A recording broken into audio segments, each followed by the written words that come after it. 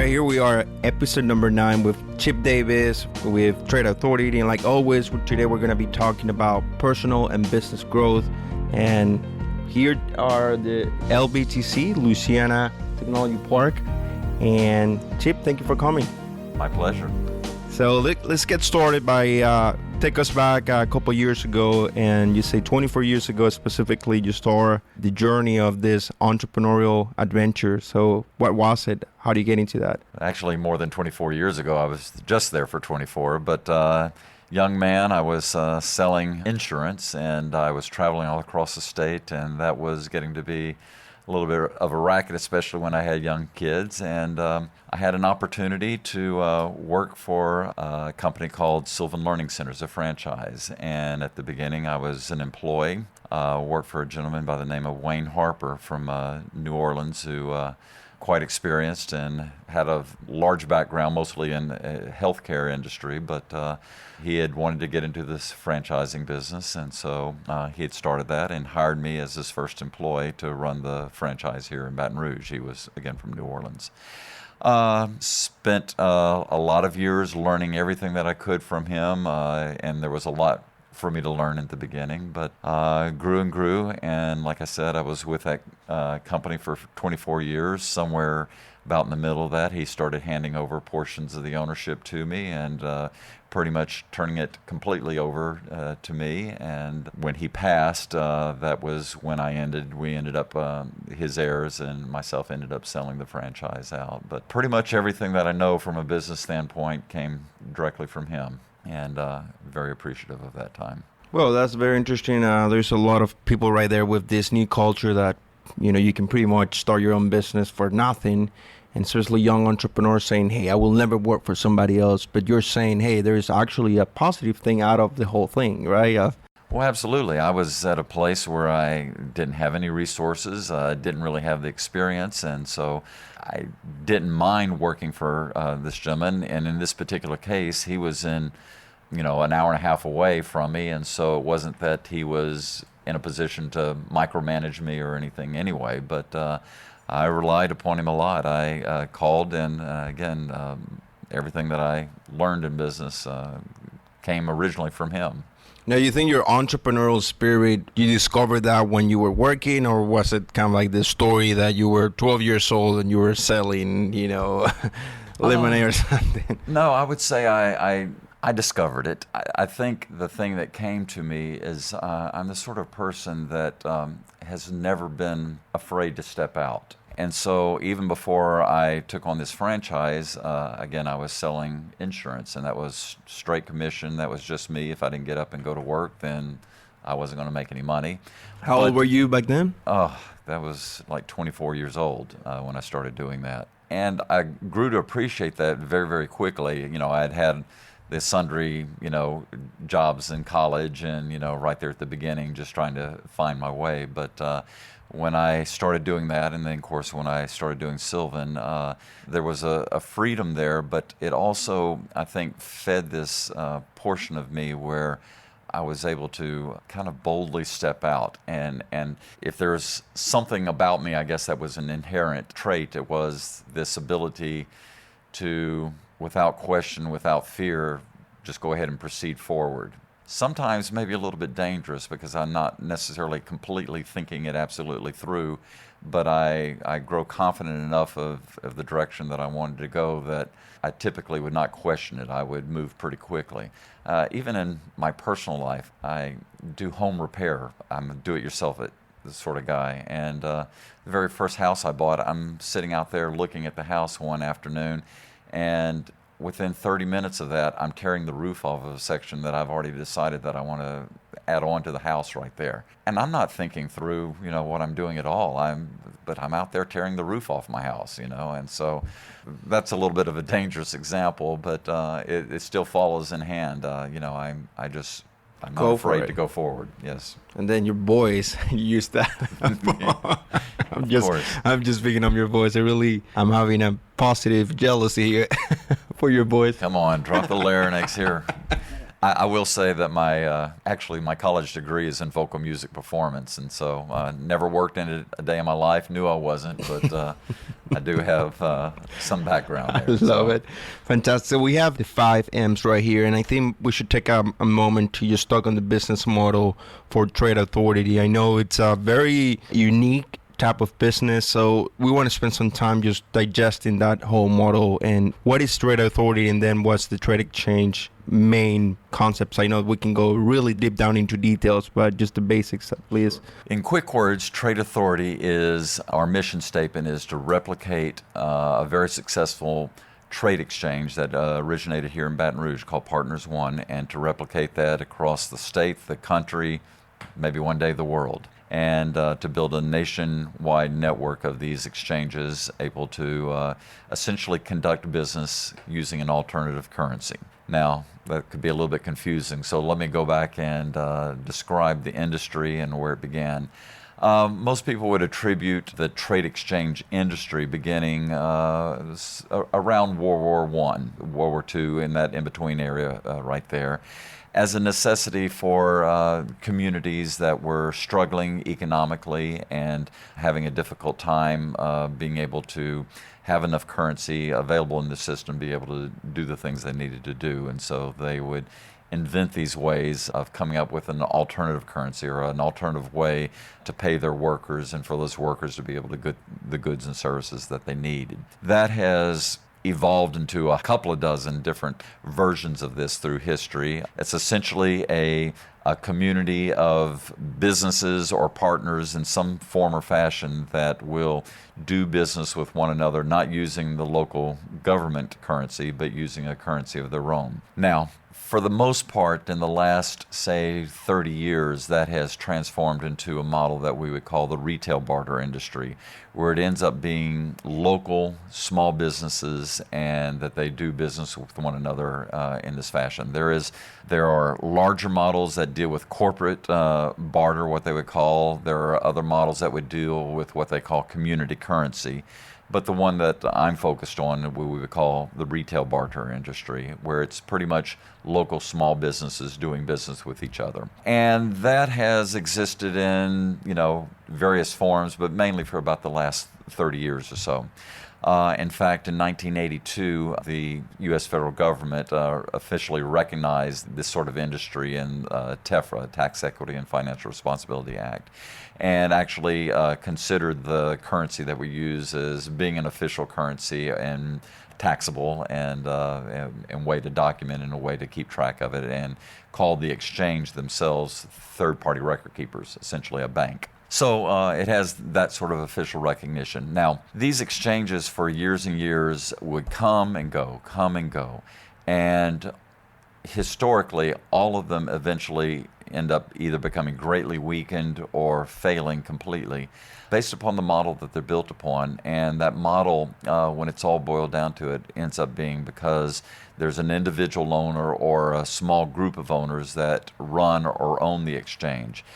And although their intentions may be well, eventually their greed or their own self-interest comes into play, and they essentially end up either printing money or developing policy and procedure that ends up devaluing the currency. And so after a period of time, members of the exchange have credits or they have this currency, but then nobody else wants to take it, and so because it's become so greatly devalued.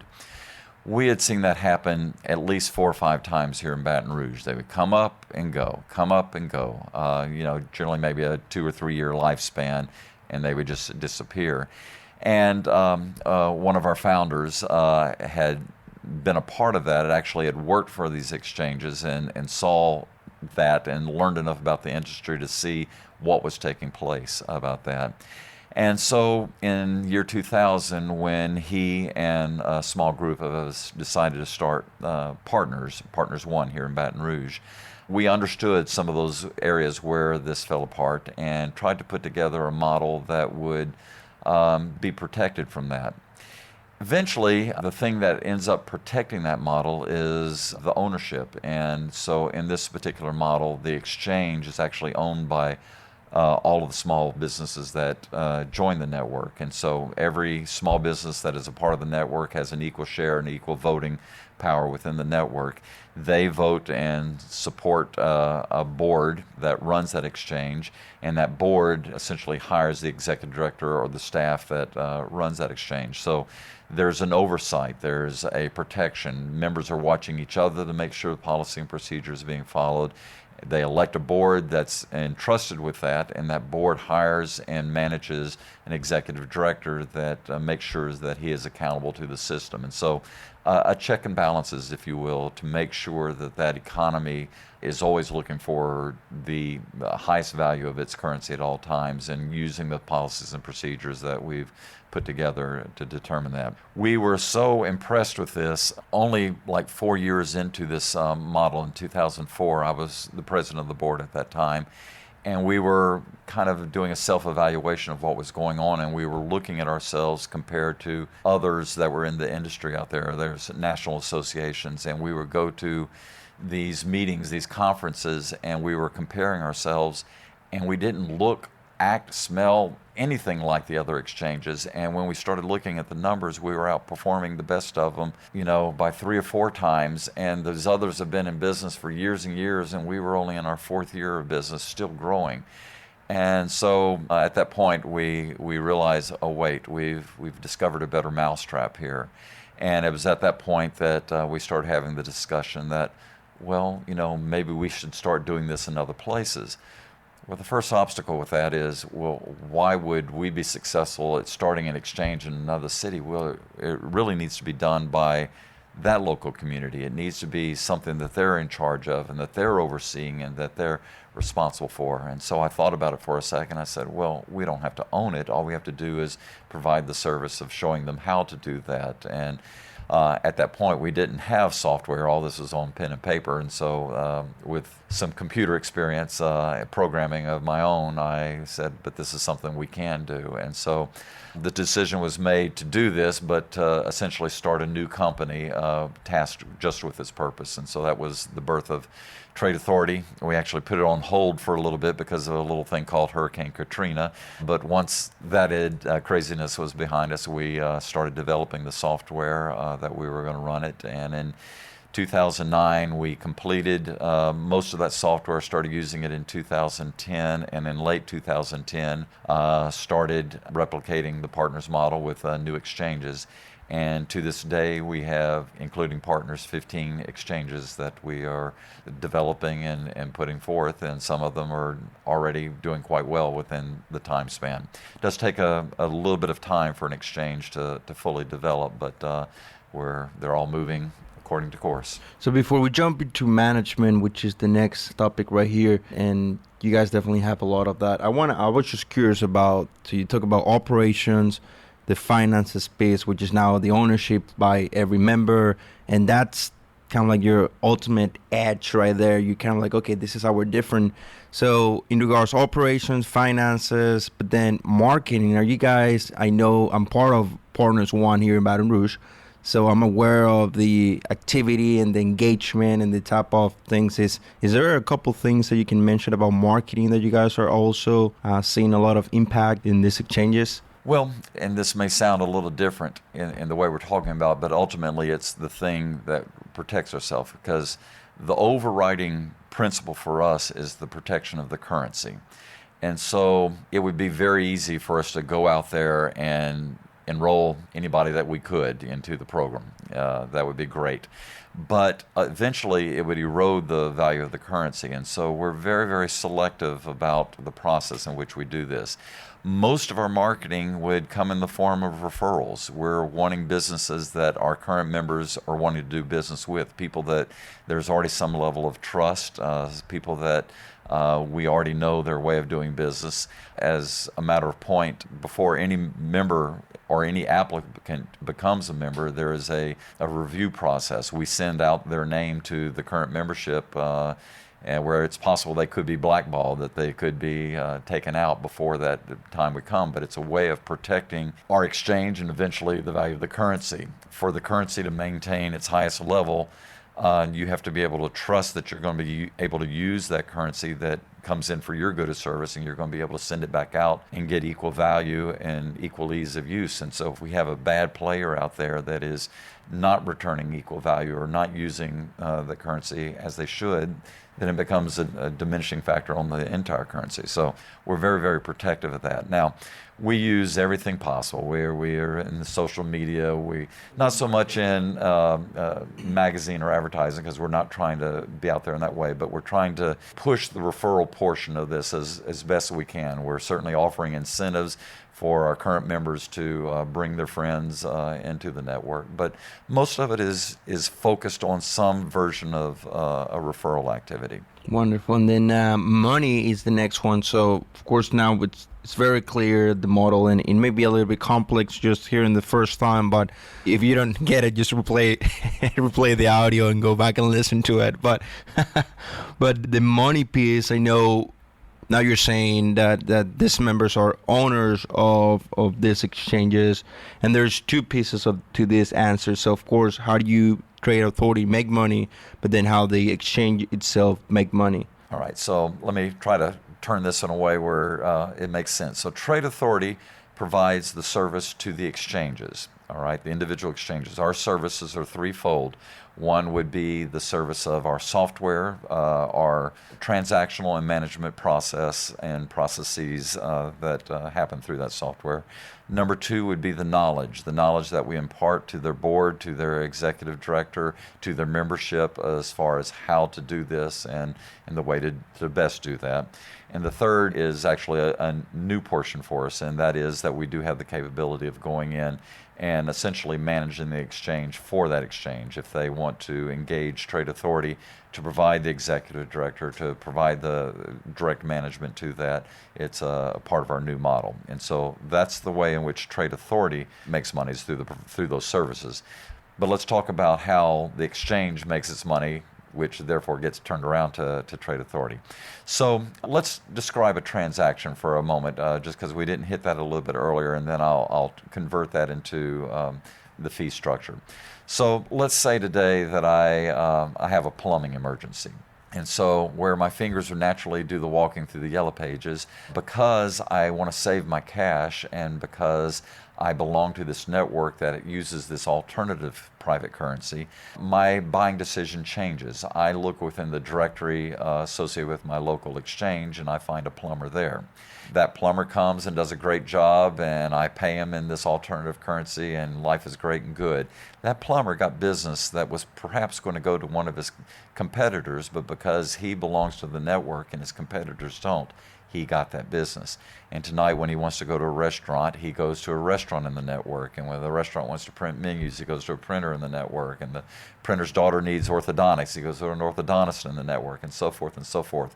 All these businesses are getting business that would have more than likely gone to one of their competitors just because of the size of the market, but because they are taking this currency and the competitors don't, they get the business. So that's the idea. That's truly the benefit of the network, is that you're going to get business that would normally go elsewhere. So let's take the example of when we're going to the restaurant. Tonight I take my family to a restaurant in Partners Network, and I spend $100. So when the waitress or waiter comes to the table and brings me my bill, instead of giving my Visa or MasterCard, I give them my Partners card. It looks very similar. It looks like a credit card. The waitress goes back to a machine that we've provided for the restaurant there, runs it. It looks and smells and acts just like they're processing a Visa or MasterCard. Matter of fact, the machine is it used to be a credit card machine. It's just been retooled to work with our servers directly. And the server brings back the receipt to us for us to sign, for us to put a tip on it. It goes back to the machine, and they process that tip.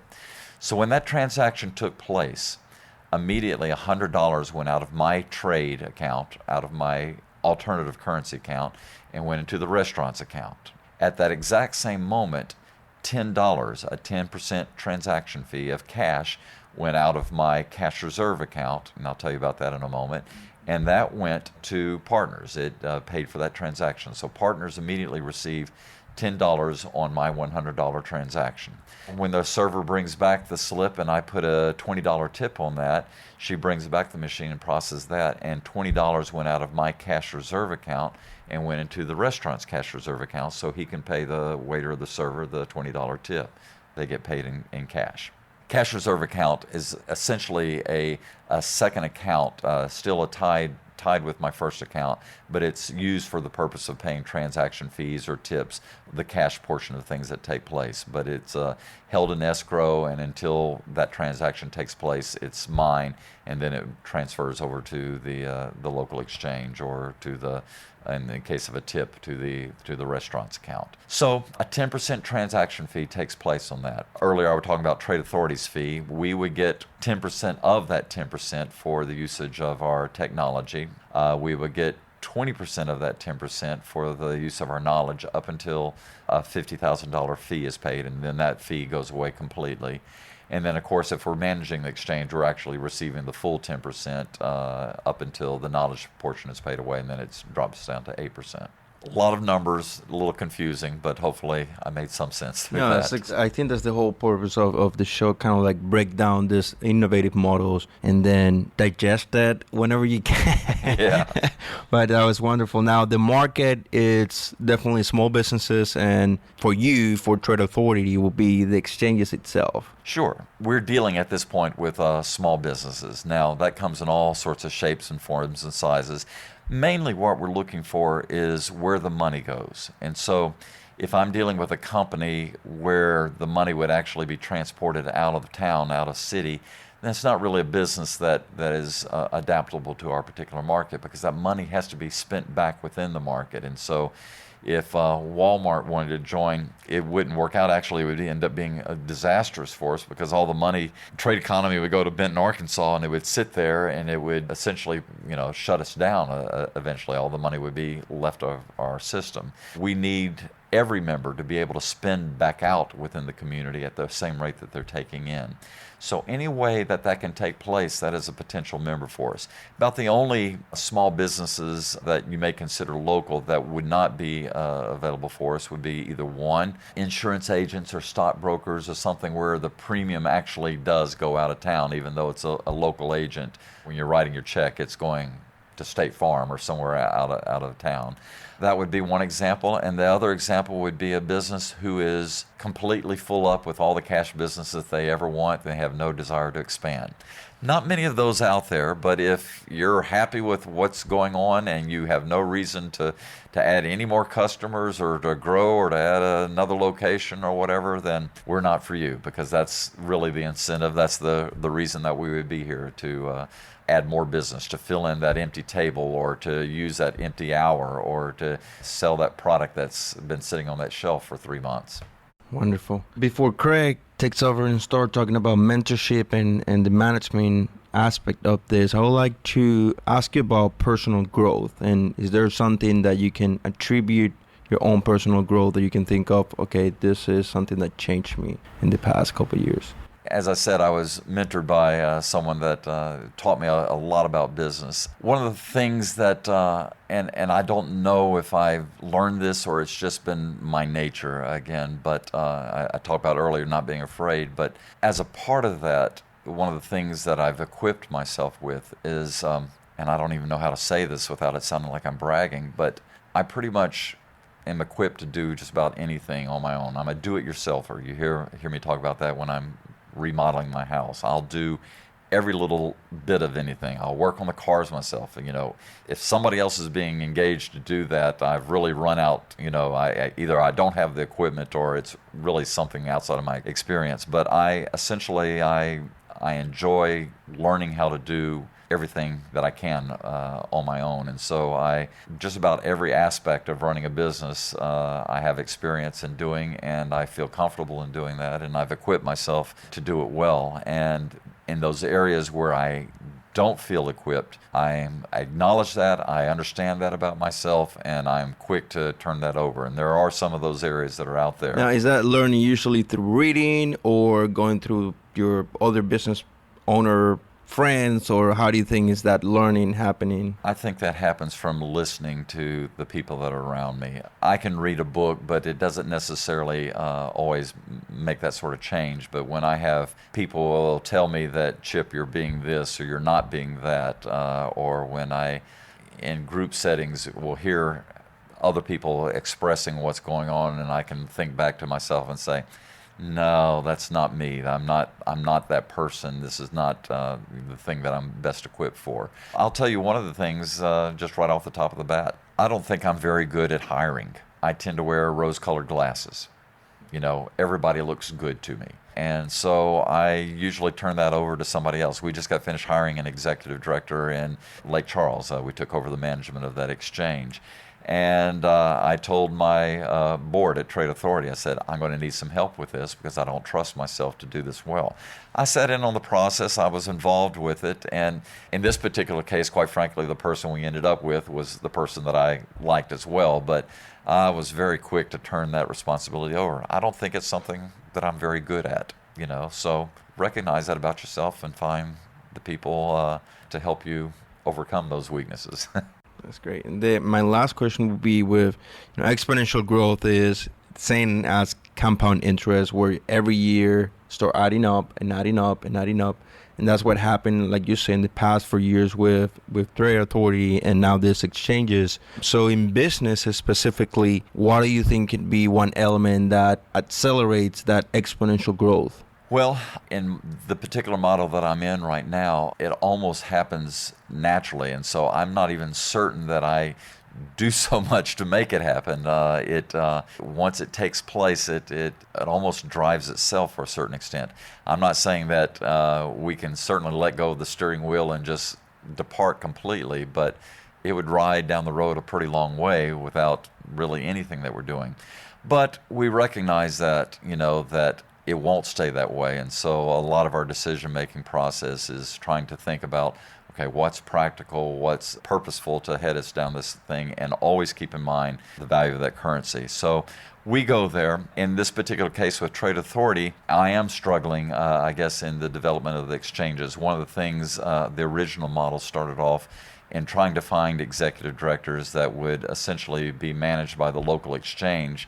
All that translates into a model where that executive director really didn't make very much money in the first couple of years, because it takes, regardless of what you do, it takes a couple of years to develop exchange. And so that was one of the weaknesses in that growth process. The other portion of that was growth is that because they didn't directly work for Trade Authority, I had no control over that exchange. And so in a couple of cases, we've had an exchange where the executive director either stopped working or was not really putting forth the work that needed to take place, or had it in his or her mind that they had a better idea of how things are going to work, even though we're saying, no, this is the way that you need, the path you need to follow.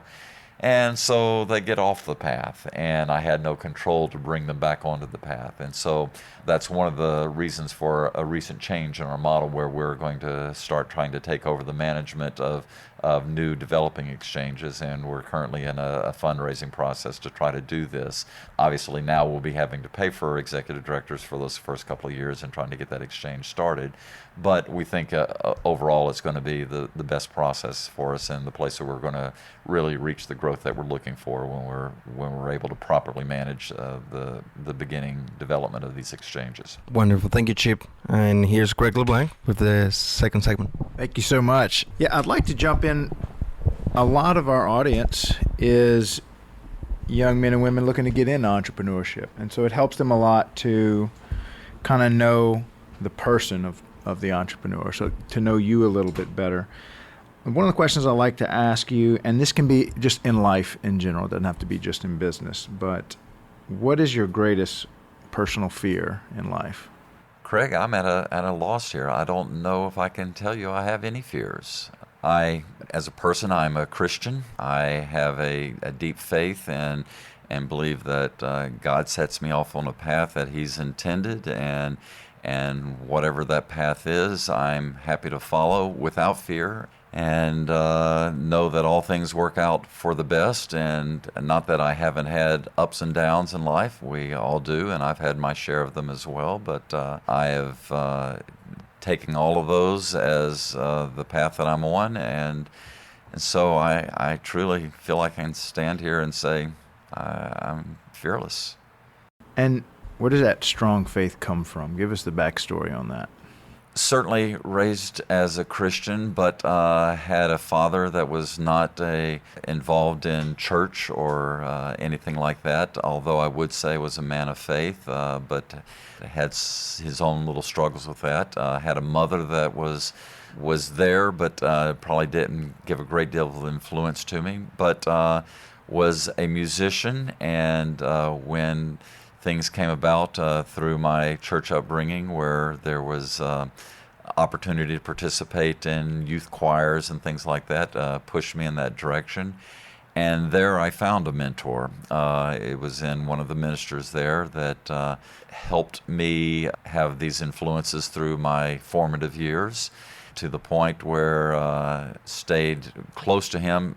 As a youth, he was probably 8 or 9 years older than me. He was young himself, when I first met him. But as I became older, even entered into college, became more of a peer than a minister to me. But learned a great deal during those formative years from him and the sort of example that he provided. And have had many other influences through my life. I married a young lady whose uncle was a pastor here in town, and opened up some things to me that I had previously had closed down in my life, mainly in just being in a certain religious denomination, and letting me see, okay, well, there are other thoughts, other ideas, other things that are out there, and kind of expanded my horizons in that way. It allowed me to start to think for myself and to question the things that needed to be questioned, and to answer those questions on my own. I certainly have surrounded myself with friends and others that I was able to communicate in these terms. I often talk about some of the things that take place in the partner's office. The former executive director, Paul Melanson, as well as the current executive director, Pete Rizzo, are both, if you heard the deep theological discussions that we sometimes enter into in the office, they're good. It'd be amazing. And it's funny because I first met these guys when I was singing with them in a barbershop quartet, and I remember both of them when they were not so versed and not so strong in their faith, and got to see them develop as Christians as well. Now, many young entrepreneurs have that fearless personality. Some just are born with it, and they're just really suited, I think, for the treacherous waters of entrepreneurship. Yet even the fearless fail and make mistakes. So maybe tell us some of those failures and mistakes that you've made that you just learned lessons from, that even though you're charging in and you go do it, that what are some of the stumbling blocks that you've learned really good lessons from along the way? In this, I would probably have to point to, and I don't know if I call it a stumbling block as much as just a change in life. So probably the biggest one of these happened when my business partner with Sylvan suddenly passed away. And although I tried to arrange things, he was not married, didn't have any direct children, so his heirs were about a dozen nieces and nephews that had no idea about that business and that industry. And although I had tried to purchase his part of the company from them, we never could come upon an equal agreement there. And so I finally just said, hey, look, why don't we just get on the same side and find a third party to sell to, and that way we know we're getting the right price, or getting the price that we can get for that franchise. But all of a sudden, I'm in my young 50s, and I don't have a job. I don't have work. And I have kids in college. I have a daughter getting married that year.